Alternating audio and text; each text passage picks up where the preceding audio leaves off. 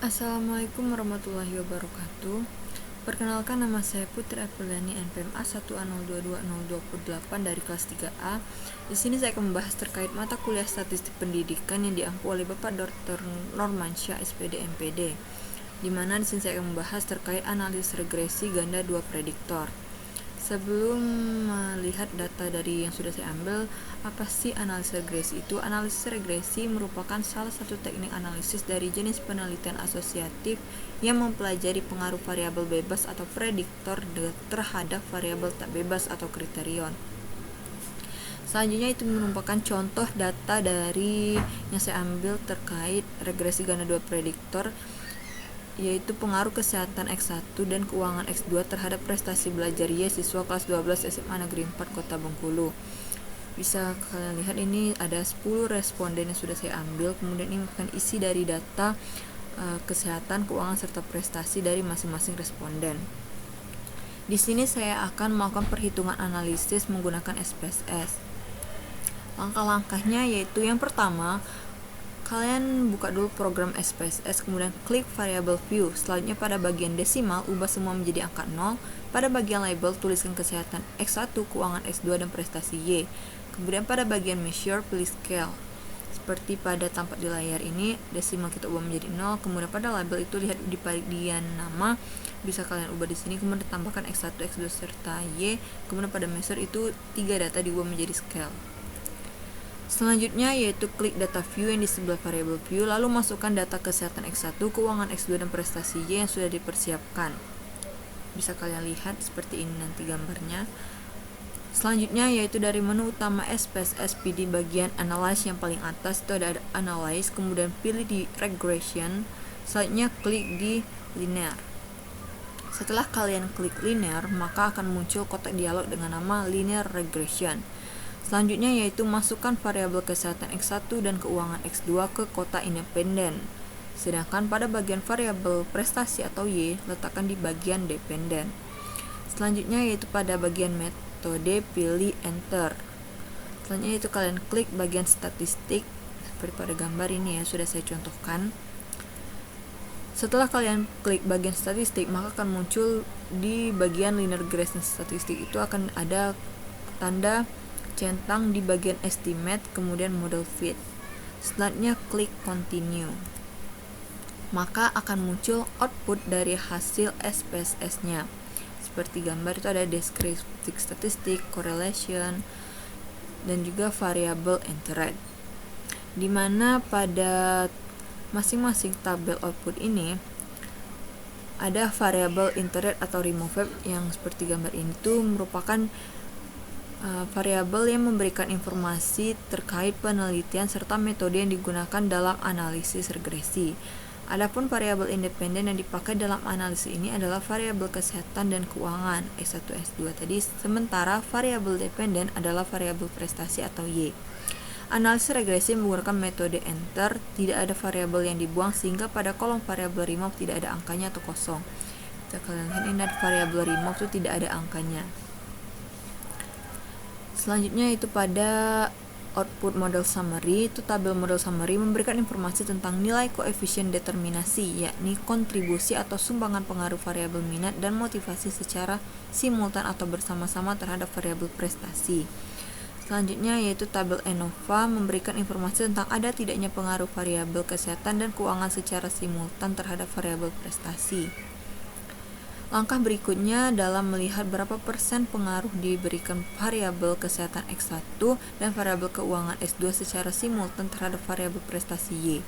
Dalam hal ini kita mengacu pada nilai R-square yang terdapat dalam hasil analisis regresi linear berganda, yakni pada model summary.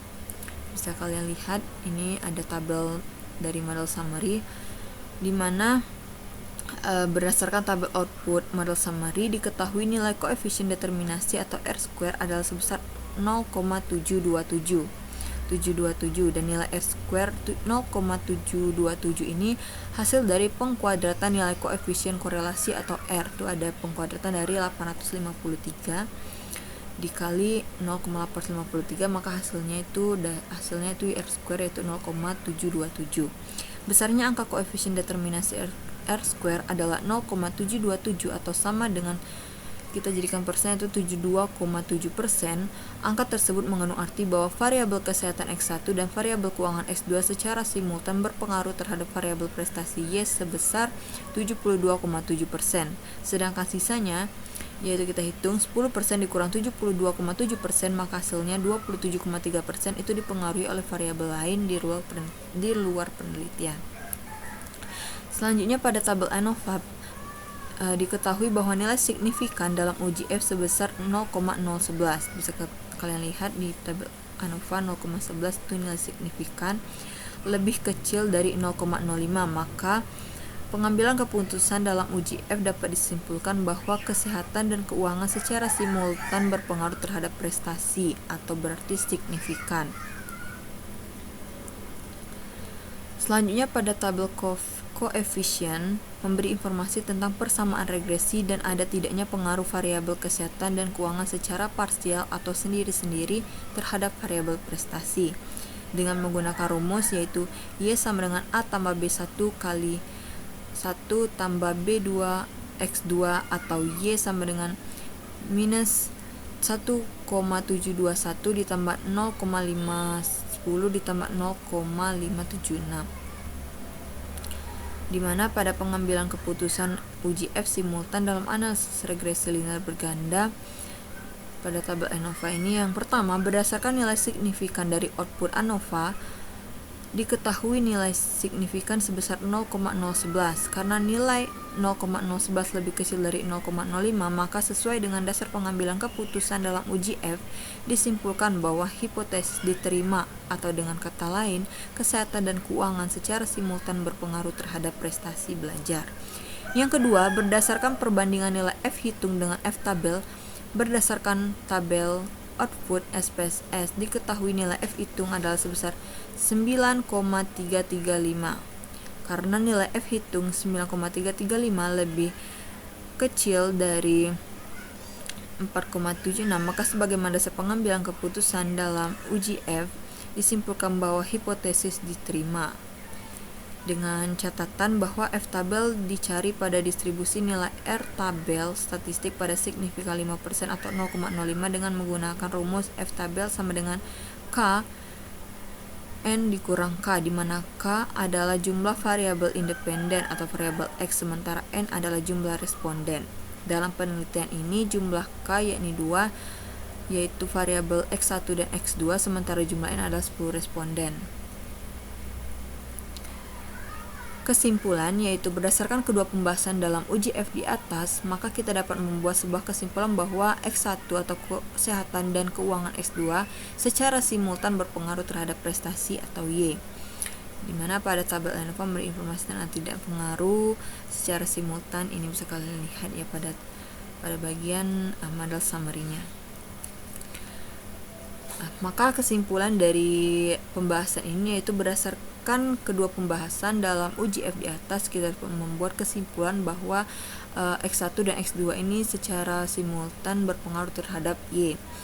Selanjutnya yaitu nilai koefisien determinasi atau R square adalah sebesar 0,727, dimana tadi saya menjelaskan bahwa itu merupakan hasil dari pengkuadratan nilai R, sehingga besarnya determinasi 0,727 sama dengan 72,7%, mengandung arti bahwa variabel kesehatan X1 serta keuangan X2 secara simultan berpengaruh terhadap variabel Y atau prestasi sebesar 72,7%.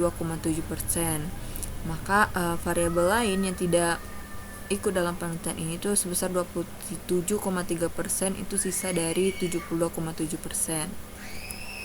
Baik, ini saja yang bisa saya sampaikan. Lebih dan kurang saya mohon maaf kepada Allah, saya mohon ampun. Saya akhiri, wabillahi taufiq wal hidayah. Wassalamualaikum warahmatullahi wabarakatuh.